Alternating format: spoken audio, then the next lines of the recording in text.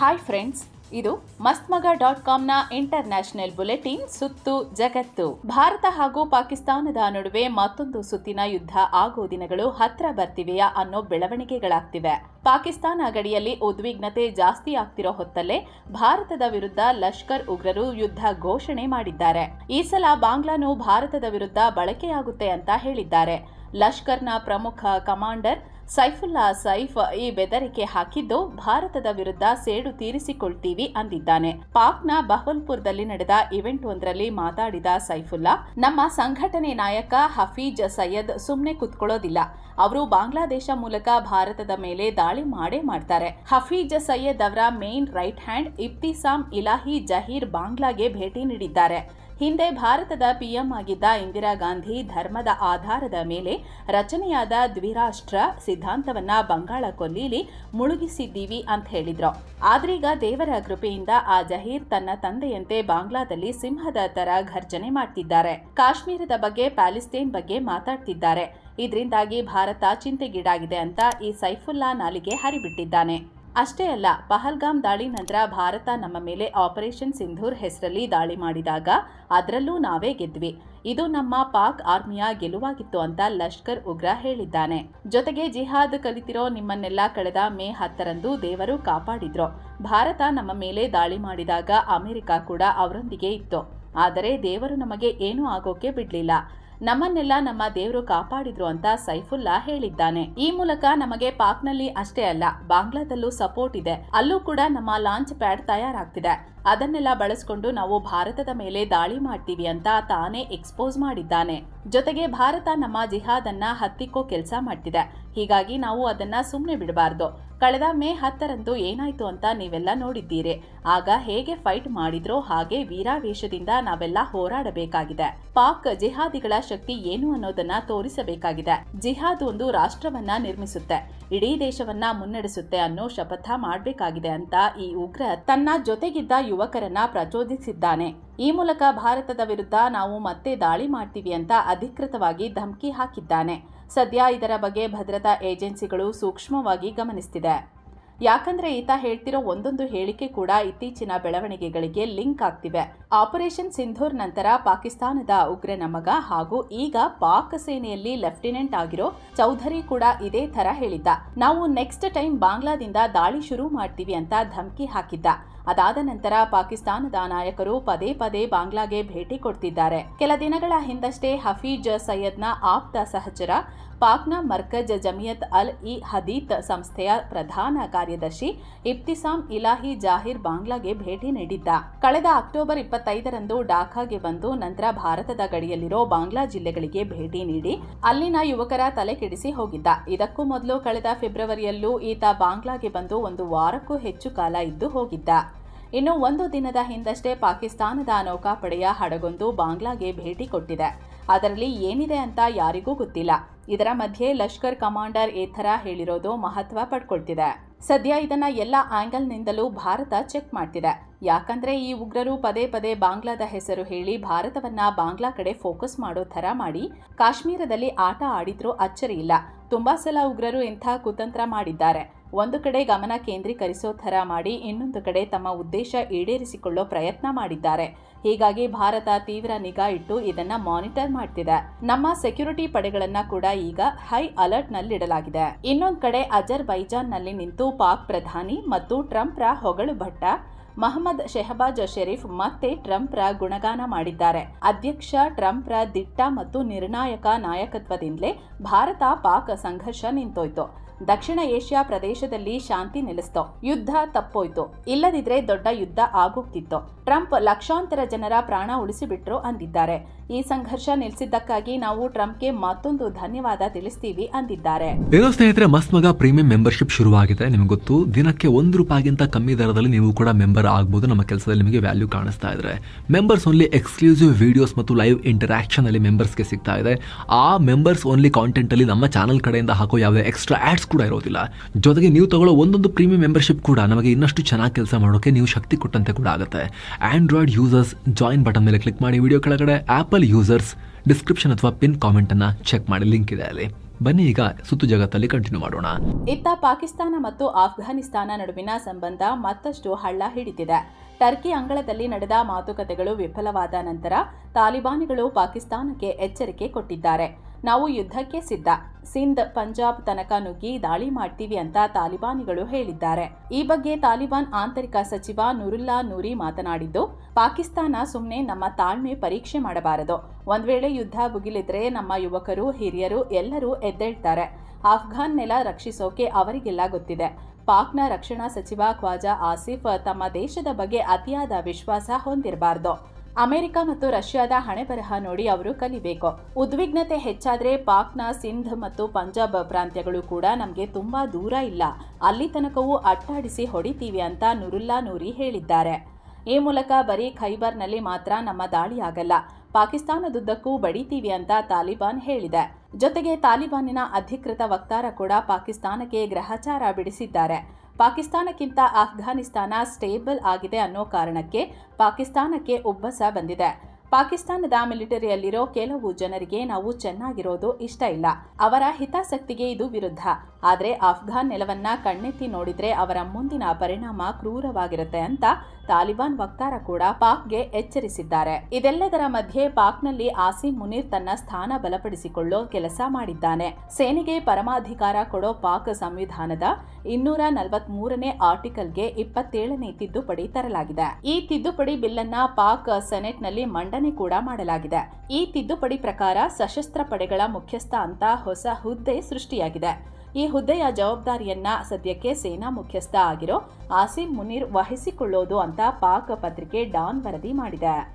3 ಪಡೆಗಳ ನಡುವೆ ಸಮನ್ವಯ ಸಾಧಿಸೋಕೆ ಮತ್ತು ತುರ್ತು ಸಂದರ್ಭದಲ್ಲಿ ಆಜ್ಞೆ ಹೊರಡಿಸೋಕೆ ಈ ಚೀಫ್ ಆಫ್ ಡಿಫೆನ್ಸ್ ಫೋರ್ಸಸ್ ಹುದ್ದೆಯನ್ನ ಸೃಷ್ಟಿಸಲಾಗಿದೆ ಅಂತ ಪಾಕ್ ಹೇಳಿದೆ. ಈ ತಿದ್ದುಪಡಿ ಪ್ರಕಾರ ರಕ್ಷಣಾ ಪಡೆಗಳ ಮುಖ್ಯಸ್ಥರು ಆಗಿರೋ ಸೇನಾ ಮುಖ್ಯಸ್ಥರನ್ನ ಪಾಕ್ ಪ್ರಧಾನಿಯ ಸಲಹೆ ಮೇರೆಗೆ ಪಾಕ್ ಅಧ್ಯಕ್ಷರು ನೇಮಿಸುತ್ತಾರೆ. ಪ್ರಧಾನಮಂತ್ರಿಯೊಂದಿಗೆ ಚರ್ಚೆ ಮಾಡಿ ನ್ಯಾಷನಲ್ ಸ್ಟ್ರಾಟಜಿಕ್ ಕಮಾಂಡ್ನ ಮುಖ್ಯಸ್ಥರನ್ನ ರಕ್ಷಣಾ ಪಡೆಗಳ ಮುಖ್ಯಸ್ಥರು ಅಥವಾ ಸೇನಾ ಮುಖ್ಯಸ್ಥರು ನೇಮಿಸುತ್ತಾರೆ. ಈ ಸ್ಟ್ರಾಟಜಿಕ್ ಕಮಾಂಡ್ನ ಮುಖ್ಯಸ್ಥರು ಪಾಕ್ ಸೇನೆಯವರೇ ಆಗಿರ್ತಾರೆ. ಜೊತೆಗೆ ಈ ತಿದ್ದುಪಡಿ ಪ್ರಕಾರ ಸಶಸ್ತ್ರ ಪಡೆಗಳಲ್ಲಿರೋ ಸೈನಿಕರನ್ನ field marshal, marshal of the air force ಮತ್ತು ಅಡ್ಮಿರಲ್ ಆಫ್ ದಿ ಫ್ಲೀಟ್ಗೆ ಬಡ್ತಿ ನೀಡುವ ಅಧಿಕಾರವನ್ನ ಪಾಕ್ ಸರ್ಕಾರಕ್ಕೆ ಕೊಡಲಾಗಿದೆ. ಹಾಗೆ ಪ್ರಾಂತೀಯ ಅಧಿಕಾರಿಗಳನ್ನ ಕೂಡ ಮೊಟಕುಗೊಳಿಸಲಾಗಿದೆ. ಈ ಮೂಲಕ ಬಲೂಚಿಸ್ತಾನ ಮತ್ತು ಖೈಬರ್ ಪ್ರಾಂತ್ಯದ ಸ್ವಾತಂತ್ರ್ಯ ಹೋರಾಟಗಾರರನ್ನ ಮತ್ತಷ್ಟು ಕೆರಳಿಸೋಕೆ ಪಾಕ್ ಮುಂದಾದಂತೆ ಕಾಣ್ತಿದೆ. ಇನ್ನು ಇದೇ ಭಯದಿಂದ ಪಾಕ್ನಲ್ಲಿ ಯಾವಾಗ ಬೇಕಾದರೂ ದಾಳಿಗಳಾಗಬಹುದು ಅನ್ನೋ ವಾತಾವರಣ ನಿರ್ಮಾಣವಾಗಿದೆ.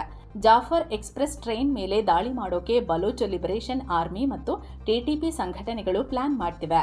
ದಾಳಿ ಮಾಡೋ ಬಗ್ಗೆ ಬೆದರಿಕೆ ಹಾಕ್ತಿವೆ ಅಂತ ಪಾಕ್ ಗುಪ್ತಚರ ಇಲಾಖೆಗೆ ಮಾಹಿತಿ ಸಿಕ್ಕಿದೆ. ಇದರಿಂದಾಗಿ ಪಾಕ್ ಜಾಫರ್ ಎಕ್ಸ್ಪ್ರೆಸ್ ಟ್ರೈನ್ ಸಂಚಾರವನ್ನ 3 ದಿನ ಸ್ಥಗಿತಗೊಳಿಸಲಾಗಿದೆ. ನವೆಂಬರ್ 11ರವರೆಗೆ ರೈಲು ಸಂಚಾರವನ್ನ ಬಂದ್ ಮಾಡಲಾಗಿದೆ. ಬಲೂಚಿಸ್ತಾನದಲ್ಲಿ ಅಸ್ಥಿರತೆ, ಆಫ್ಘಾನ್ ಗಡಿಯಲ್ಲಿ ಉದ್ವಿಗ್ನತೆ ಇರೋ ನಡುವೆ ಈ ಕ್ರಮ ಕೈಗೊಳ್ಳಲಾಗಿದೆ ಅಂತ ಪಾಕ್ ಆಡಳಿತ ಹೇಳಿದೆ. ಇನ್ನು ಸ್ನೇಹಿತರೆ, ರಾಜ್ಯ, ದೇಶ ಮತ್ತು ವಿದೇಶದಲ್ಲಿ ಏನೇನಾಗಿದೆ ಅಂತ ನೋಡೋಕ್ಕೂ ಮೊದಲು ನಮ್ಮ ಆತ್ಮೀಯ ವೀಕ್ಷಕರಲ್ಲಿ ಒಂದು ಸಣ್ಣ ಮನವಿ. ನೀವಿನ್ನೂ ನಮ್ಮ ಚಾನೆಲ್ನ ಸಬ್ಸ್ಕ್ರೈಬ್ ಮಾಡಿಲ್ಲ ಅಂದ್ರೆ ದಯವಿಟ್ಟು ಈ ಕೂಡಲೇ ಸಬ್ಸ್ಕ್ರೈಬ್ ಮಾಡಿ. ಪಕ್ಕದಲ್ಲಿರೋ ಗಂಟೆ ಬಟನ್ ಮೇಲೆ ಕ್ಲಿಕ್ ಮಾಡಿ. ಇದರಿಂದ ಮತ್ತಷ್ಟು ನಿಖರ ಮತ್ತು ಸ್ಪಷ್ಟವಾದ ಮಾಹಿತಿ ಕೊಡೋಕೆ ನಮಗೆ ಪ್ರೋತ್ಸಾಹ ಸಿಗುತ್ತೆ. ಬನ್ನಿ ಈಗ ಸುದ್ದಿಯಲ್ಲಿ ಮುಂದುವರಿಯೋಣ. ಇನ್ನು ಅಣ್ವಸ್ತ್ರ ಪರೀಕ್ಷೆ ಮಾಡೋಕೆ ಅಮೆರಿಕ ಅಧ್ಯಕ್ಷ ಟ್ರಂಪ್ ಆದೇಶ ಕೊಟ್ಟ ಬೆನ್ನಲ್ಲೇ ರಷ್ಯಾ ಕೂಡ ಅಣ್ವಸ್ತ್ರ ಪರೀಕ್ಷೆ ಪ್ಲಾನ್ ಶುರು ಮಾಡಿದೆ. ಈ ಪ್ಲಾನ್ ಬಗ್ಗೆ ರಷ್ಯಾದ ವಿದೇಶಾಂಗ ಮಂತ್ರಿ ಸರ್ಗೆ ಲಾವ್ರೋವ್ ಕನ್ಫರ್ಮ್ ಮಾಡಿದ್ದಾರೆ. ರಷ್ಯಾ ಕೂಡ ಅಣ್ವಸ್ತ್ರ ಪರೀಕ್ಷೆ ಮಾಡೋ ಕುರಿತು ವರ್ಕ್ ಮಾಡ್ತಿದೆ. ಅಧ್ಯಕ್ಷ ಪುಟಿನ್ ಅಣ್ವಸ್ತ್ರ ಪರೀಕ್ಷೆಯನ್ನ ಪುನರಾರಂಭಿಸೋ ಕಾರ್ಯಸಾಧ್ಯತೆಯನ್ನ ಅಧ್ಯಯನ ಮಾಡಿ ಅಂತ ಆದೇಶಿಸಿದ ಬೆನ್ನಲ್ಲೇ ನಾವು ಈ ಬಗ್ಗೆ ಕೆಲಸ ಮಾಡ್ತಿದ್ದೇವೆ. ಪುಟಿನ್ರ ಆದೇಶವನ್ನ ಕಾರ್ಯರೂಪಕ್ಕೆ ತರಲಾಗ್ತಿದೆ ಅಂದಿದ್ದಾರೆ. ಇದೆಲ್ಲದರ ಮಧ್ಯೆ ಯುಕ್ರೇನ್ ಮೇಲೆ ರಷ್ಯಾ ದಾಳಿ ತೀವ್ರಗೊಂಡಿದೆ. ಯುಕ್ರೇನ್ ಮೇಲೆ ರಷ್ಯಾ ಬರೋಬ್ಬರಿ 450 ಡ್ರೋನ್ ಮತ್ತು 45 ಮಿಸೈಲ್ಗಳನ್ನು ಹರಿಬಿಟ್ಟಿದೆ. ಪರಿಣಾಮ 7 ಜನ ಸಾವನ್ನಪ್ಪಿದ್ದು ಹಲವರು ಗಾಯಗೊಂಡಿದ್ದಾರೆ. ರಷ್ಯಾ ದಾಳಿಗೆ ಯುಕ್ರೇನ್ನ ಹಲವು ಪ್ರದೇಶಗಳಲ್ಲಿನ ಎನರ್ಜಿ ಇನ್ಫ್ರಾಸ್ಟ್ರಕ್ಚರ್ಗಳು ನಾಶವಾಗಿವೆ. ಕೀವ್, ಪೋಲ್ಟಾವಾ ಮತ್ತು ಕಾರ್ಕಿವ್ ಸೇರಿ ಹಲವು ಕಡೆ ರಷ್ಯಾದ ಡ್ರೋನ್ ಮತ್ತು ಮಿಸೈಲ್ಗಳು ಅಪ್ಪಳಿಸಿವೆ. ರಷ್ಯಾ ಹಾರಿಸಿದ 406 ಡ್ರೋನ್ ಮತ್ತು 9 ಮಿಸೈಲ್ಗಳನ್ನು ಹೊಡೆದುರುಳಿಸಿದ್ದೀವಿ ಅಂತ ಯುಕ್ರೇನ್ ವಾಯುಪಡೆ ಹೇಳಿದೆ. ಇನ್ನು ರಷ್ಯಾ ದಾಳಿಗೆ ಯುಕ್ರೇನ್ ಅಧ್ಯಕ್ಷ ಝೆಲೆನ್ಸ್ಕಿ ಖಂಡನೆ ವ್ಯಕ್ತಪಡಿಸಿದ್ದಾರೆ. ಪಶ್ಚಿಮ ದೇಶಗಳು ರಷ್ಯಾದ ಮೇಲೆ ಇನ್ನೂ ಹೆಚ್ಚಿನ ಸ್ಯಾಂಕ್ಷನ್ಸ್ ಹೇರಬೇಕು. ರಷ್ಯಾ ನಿರಂತರವಾಗಿ ನಮ್ಮ ನಾಗರಿಕರನ್ನ ಗುರಿಯಾಗಿಸಿ ದಾಳಿ ಮಾಡ್ತಿದೆ ಅಂದಿದ್ದಾರೆ. ಇತ್ತ ಈ ದಾಳಿಗೆ ರಷ್ಯಾದ ರಕ್ಷಣಾ ಇಲಾಖೆ ರಿಯಾಕ್ಟ್ ಮಾಡಿದೆ. ಯುಕ್ರೇನ್ ದಾಳಿಗೆ ಪ್ರತಿಕ್ರಿಯೆಯಾಗಿ ನಾವು ಈ ದಾಳಿ ಮಾಡಿದ್ದೀವಿ. ಯುಕ್ರೇನ್ನ ಎನರ್ಜಿ ಫೆಸಿಲಿಟಿ ಮತ್ತು ಶಸ್ತ್ರಾಸ್ತ್ರ ಉತ್ಪಾದನಾ ಕಾರ್ಖಾನೆಗಳನ್ನ ಗುರಿಯಾಗಿಸಿ ದಾಳಿ ಮಾಡಿದ್ದೀವಿ ಅಂದಿದೆ. ಮಹತ್ವದ ಬೆಳವಣಿಗೆಯಲ್ಲಿ ಸಿರಿಯಾ ಅಧ್ಯಕ್ಷ ಅಹ್ಮದ್ ಅಲ್ ಶರಾ ಅಮೆರಿಕಾಗೆ ಭೇಟಿ ನೀಡಿದ್ದಾರೆ. ಈ ಮೂಲಕ 1946ರಲ್ಲಿ ಸಿರಿಯಾ ಸ್ವತಂತ್ರಗೊಂಡಾಗಿನಿಂದ ಆ ದೇಶದ ಅಧ್ಯಕ್ಷರೊಬ್ಬರು ಇದೇ ಮೊದಲ ಬಾರಿಗೆ ಅಮೆರಿಕಾಗೆ ಭೇಟಿ ಕೊಟ್ಟಂತಾಗಿದೆ. ಅಂದಹಾಗೆ ಈ ಶರಾ ಸಿರಿಯಾದ ಬಂಡಾಯ ಪಡೆಗಳ ಲೀಡರ್. ಈತನನ್ನ ಅಮೆರಿಕ ಉಗ್ರರ ಲಿಸ್ಟ್ಗೆ ಸೇರಿಸಿತ್ತು. ಆದರೆ ಬದಲಾದ ರಾಜಕೀಯ ಸನ್ನಿವೇಶದಲ್ಲಿ ಕಳೆದ ವರ್ಷ ಡಿಸೆಂಬರ್ನಲ್ಲಿ ಬಶರ್ ಅಲ್ ಅಸದ್ ಸರ್ಕಾರವನ್ನ ಕಿತ್ತೊಗೆದು ಶರಾ ಸಿರಿಯಾದಲ್ಲಿ ತನ್ನ ಅಧಿಕಾರ ಸ್ಥಾಪಿಸಿದ್ರು. ಅಧ್ಯಕ್ಷರಾದಾಗಿನಿಂದಲೂ ಅಮೆರಿಕ ಜೊತೆ ಸಂಬಂಧ ಸುಧಾರಿಸಿಕೊಳ್ಳಲು ಶರಾ ನಿರಂತರವಾಗಿ ಪ್ರಯತ್ನ ಮಾಡ್ತಿದ್ದಾರೆ. ಈ ಹಿಂದೆ ಕಳೆದ ಮೇನಲ್ಲಿ ಟ್ರಂಪ್ ಸೌದಿ ಅರೇಬಿಯಾಗೆ ಭೇಟಿ ನೀಡಿದಾಗ ಅಲ್ಲಿ ಟ್ರಂಪ್ರನ್ನ ಈತ ಮೀಟ್ ಆಗಿ ಬಂದಿದ್ರು. ಆಗ ಐಎಸ್ ವಿರುದ್ಧದ ಅಮೆರಿಕ ನೇತೃತ್ವದ ಒಕ್ಕೂಟ ಸೇರಲು ಶರಾ ಬಯಸ್ತಾರೆ ಅಂತ ಅಮೆರಿಕ ಹೇಳಿತ್ತು. ಇತ್ತೀಚೆಗಷ್ಟೇ ಅಮೆರಿಕ ಶರಾರನ್ನ ಉಗ್ರರ ಲಿಸ್ಟ್ನಿಂದ ಕೈಬಿಟ್ಟಿತ್ತು. ಅದರೆಲ್ಲದರ ಬೆನ್ನಲ್ಲೇ ಈಗ ಶರಾ ಅಮೆರಿಕಾಗೆ ಭೇಟಿ ನೀಡಿದ್ದಾರೆ. ಸೋಮವಾರ ಟ್ರಂಪ್ರನ್ನ ಭೇಟಿಯಾಗಲಿದ್ದಾರೆ ಅನ್ನೋ ಮಾಹಿತಿ ಸಿಕ್ಕಿದೆ. ಅಮೆರಿಕದಲ್ಲಿ ಸರ್ಕಾರ ಶಟ್ಡೌನ್ ಆದ ಬಳಿಕ ಅಲ್ಲಿನ ಆಡಳಿತದಲ್ಲಿ ಭಾರಿ ಅಲ್ಲೋಲ ಕಲ್ಲೋಲ ಉಂಟಾಗಿದೆ. ಶಟ್ಡೌನ್ ಬಿಸಿ ಅಲ್ಲಿನ ವಿಮಾನಯಾನಕ್ಕೆ ದೊಡ್ಡ ಹೊಡೆತ ನೀಡ್ತಿದೆ. ಶನಿವಾರ ಒಂದೇ ದಿನ 1300ಕ್ಕಿಂತ ಹೆಚ್ಚು ವಿಮಾನಗಳು ಕ್ಯಾನ್ಸಲ್ ಆಗಿವೆ. ಸಿಬ್ಬಂದಿಗಳ ಶಾರ್ಟೇಜ್ ಎದುರಿಸ್ತಿರೋ FAA ಫೆಡರಲ್ ಏವಿಯೇಷನ್ ಅಡ್ಮಿನಿಸ್ಟ್ರೇಷನ್ ಕಡ್ಡಾಯವಾಗಿ 4% ವಿಮಾನ ಸಂಚಾರವನ್ನ ಕಮ್ಮಿ ಮಾಡಬೇಕು ಅಂತ ಏರ್ಲೈನ್ಗಳಿಗೆ ಆದೇಶಿಸಿತ್ತು. ಆ ಕಾರಣದಿಂದ 40 ಪ್ರಮುಖ ಏರ್ಪೋರ್ಟ್ಗಳಲ್ಲಿ ವಿಮಾನಗಳು ರದ್ದಾಗಿದ್ದು ಇದರಿಂದ ಪ್ರಯಾಣಿಕರು ಪರದಾಡುವಂತಾಗಿದೆ. ಅಂದಹಾಗೆ ಸರ್ಕಾರ ಶಟ್ಡೌನ್ ಆದ ನಂತರ FAA ಸಿಬ್ಬಂದಿಗಳಿಗೆ ಸಂಬಳವಿಲ್ಲದೆ ಕೆಲಸ ಮಾಡುವಂತೆ ಸೂಚಿಸಿತ್ತು. ಅದನ್ನು ವಿರೋಧಿಸಿ ಕೆಲ ಸಿಬ್ಬಂದಿಗಳು ಕೆಲಸಕ್ಕೆ ಬರೋದನ್ನೇ ನಿಲ್ಲಿಸಿದ್ರೆ ಇನ್ನೂ ಹಲವರು ಬೇರೆ ಕೆಲಸಗಳತ್ತ ಮುಖ ಮಾಡಿದ್ರು. ಅದರ ಬೆನ್ನಲ್ಲೇ ಈ ಬೆಳವಣಿಗೆ ಆಗಿದೆ. ಇನ್ನು ಭಾರೀ ಪ್ರತಿಭಟನೆಯ ನಡುವೆನೂ ಚಿಕಾಗೋದಲ್ಲಿ ವಲಸಿಗರ ವಿರುದ್ಧ ಟ್ರಂಪ್ ಸರ್ಕಾರ ಕಾರ್ಯಾಚರಣೆ ಮುಂದುವರೆಸಿದೆ. ಈ ವೇಳೆ ವ್ಯಕ್ತಿಯೊಬ್ಬ ಗಸ್ತು ತಿರುಗುತ್ತಿದ್ದ ಅಮೆರಿಕದ ಅಧಿಕಾರಿಗಳ ಮೇಲೆ ಗುಂಡಿನ ದಾಳಿ ನಡೆಸಿದ್ದಾನೆ. ಜೀಪ್ನಲ್ಲಿ ಬಂದ ಶಂಕಿತ ವ್ಯಕ್ತಿ ಅಧಿಕಾರಿಗಳನ್ನ ಗುರಿಯಾಗಿಸಿ ದಾಳಿ ಮಾಡಿದ್ದಾನೆ. ಆದರೆ ಇಲ್ಲಿ ಯಾವುದೇ ಹಾನಿಯಾಗಿಲ್ಲ ಅಂತ ಅಧಿಕಾರಿಗಳು ತಿಳಿಸಿದ್ದಾರೆ. ದಾಳಿ ನಡೆಸಿದ ವ್ಯಕ್ತಿ ಪರಾರಿಯಾಗಿದ್ದಾನೆ. ಅಮೆರಿಕದ ಡಿಪಾರ್ಟ್ಮೆಂಟ್ ಆಫ್ ಹೋಮ್ ಸೆಕ್ಯೂರಿಟಿ ಪ್ರಕಾರ ಈ ಕಾರ್ಯಾಚರಣೆಯಲ್ಲಿ ಈವರೆಗೆ 3000 ಜನರನ್ನ ಬಂಧಿಸಲಾಗಿದೆ. ಇನ್ನು ಟ್ರಂಪ್ರ ಕ್ರಮವೊಂದು ಅಮೆರಿಕದಲ್ಲಿ ಮತ್ತೆ ವಿವಾದ ಎಬ್ಬಿಸಿದೆ. ಅಮೆರಿಕದ ಮಿಲಿಟರಿ ಸಿಬ್ಬಂದಿಗಳಿಗೆ ಟ್ರಂಪ್ ಸಾರಾಯಿ ಕುಡಿಸೋಕೆ ಮುಂದಾಗಿದ್ದಾರೆ. ಹೀಗಾಗಿ ಟ್ರಂಪ್ ಕುಟುಂಬದ ವಿರುದ್ಧ ಅಧಿಕಾರ ದುರುಪಯೋಗದ ಆರೋಪ ಕೇಳಿಬಂದಿದೆ. ಇದರ ಕುರಿತು ಪ್ರತಿಷ್ಠಿತ ಬಿಸಿನೆಸ್ ಮ್ಯಾಗಜಿನ್ ಸಂಸ್ಥೆ ಫೋರ್ಬ್ಸ್ ವರದಿ ಬಿಡುಗಡೆ ಮಾಡಿದೆ. ಮಿಲಿಟರಿ ಸಿಬ್ಬಂದಿಗಳಿಗಾಗಿ ತೆರಿಗೆ ಇಲ್ಲದೆ ಟ್ರಂಪ್ ಬ್ರ್ಯಾಂಡ್ನ ಮದ್ಯ ಮಾರಾಟ ಮಾಡಲಾಗ್ತಿದೆ. ಟ್ರಂಪ್ ಕುಟುಂಬ ಅಧಿಕಾರದ ದುರುಪಯೋಗ ಮಾಡಿಕೊಂಡು ಈ ಕೆಲಸ ಮಾಡ್ತಿದೆ. ಆರ್ಮಿ ಕಂಟೋನ್ಮೆಂಟ್ಗಳಲ್ಲಿ ಇದನ್ನ ಮಾರ್ತಿದ್ದಾರೆ. ವಾಷಿಂಗ್ಟನ್ DC, ಸೆಂಟರ್ವೆಲ್ ಮತ್ತು ವರ್ಜಿನಿಯಾದ ಶಾಪ್ಗಳಲ್ಲಿ ಟ್ರಂಪ್ ಬ್ರ್ಯಾಂಡ್ನ ವೈನ್ಗಳು ತುಂಬಿವೆ ಅಂತ ವರದಿಯಾಗಿದೆ. ಅದನ್ನ ಅಮೆರಿಕದ ಅಧಿಕಾರಿಗಳು ಕನ್ಫರ್ಮ್ ಮಾಡಿದ್ದಾರೆ. ಆದರೆ ಇದು ಯಾವುದೂ ಕಾನೂನು ಬಾಹಿರವಲ್ಲ. ಇಲ್ಲಿ ಎಲ್ಲಾ ನಿಯಮಗಳನ್ನ ಪಾಲಿಸಲಾಗಿದೆ. ನಮ್ಮ ಅಧ್ಯಕ್ಷರಿಗೂ ಇದಕ್ಕೂ ಯಾವುದೇ ಸಂಬಂಧವಿಲ್ಲ ಅಂದಿದ್ದಾರೆ. ಇದಕ್ಕೀಗ ಭಾರಿ ಅಸಮಾಧಾನ ವ್ಯಕ್ತವಾಗಿದೆ. ಟ್ರಂಪ್ ಎಲ್ಲಾ ನಿಯಮಗಳನ್ನ ಪಾಲಿಸಿರಬಹುದು, ಆದ್ರೆ ಅಧ್ಯಕ್ಷ ಸ್ಥಾನದಲ್ಲಿರೋರಿಗೆ ಸ್ವಲ್ಪನಾದ್ರೂ ಎಥಿಕ್ಸ್ ಬೇಕು ಅಂತ ಜನ ಪ್ರಶ್ನೆ ಮಾಡ್ತಿದ್ದಾರೆ.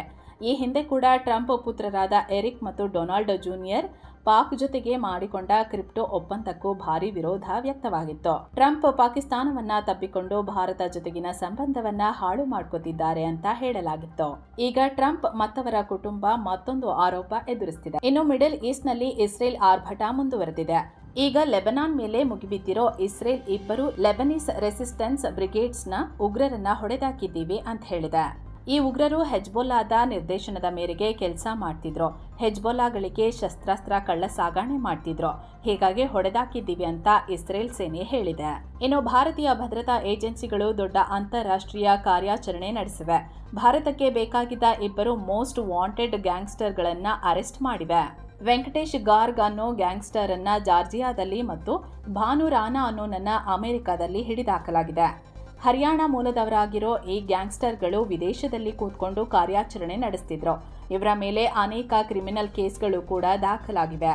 ಇನ್ನು ಅಮೆರಿಕದಲ್ಲಿ ಅರೆಸ್ಟ್ ಆಗಿರೋ ಭಾನು ರಾಣಾ ಗ್ಯಾಂಗ್ಸ್ಟರ್ ಲಾರೆನ್ಸ್ ಬಿಷ್ಣೋಯ್ ಗ್ಯಾಂಗ್ಗೆ ತುಂಬಾ ಕ್ಲೋಸ್ ಆಗಿದ್ದ ಅಂತ ಅಧಿಕಾರಿಗಳು ಹೇಳಿದ್ದಾರೆ. ಹರಿಯಾಣ ಪೊಲೀಸರು ಮತ್ತು ಇಂಟರ್ ನ್ಯಾಷನಲ್ ಲಾ ಎನ್ಫೋರ್ಸ್ಮೆಂಟ್ ಅಧಿಕಾರಿಗಳು ಇವರನ್ನ ಹಿಡಿದಾಕಿದ್ದಾರೆ. ಶೀಘ್ರದಲ್ಲೇ ಭಾರತಕ್ಕೆ ಗಡೀಪಾರಾಗಲಿದ್ದಾರೆ. ಸೊ ಫ್ರೆಂಡ್ಸ್, ಇದಾಗಿತ್ತು ಇವತ್ತಿನ ಜಗತ್ತಿನ ಸುತ್ತಾಟ.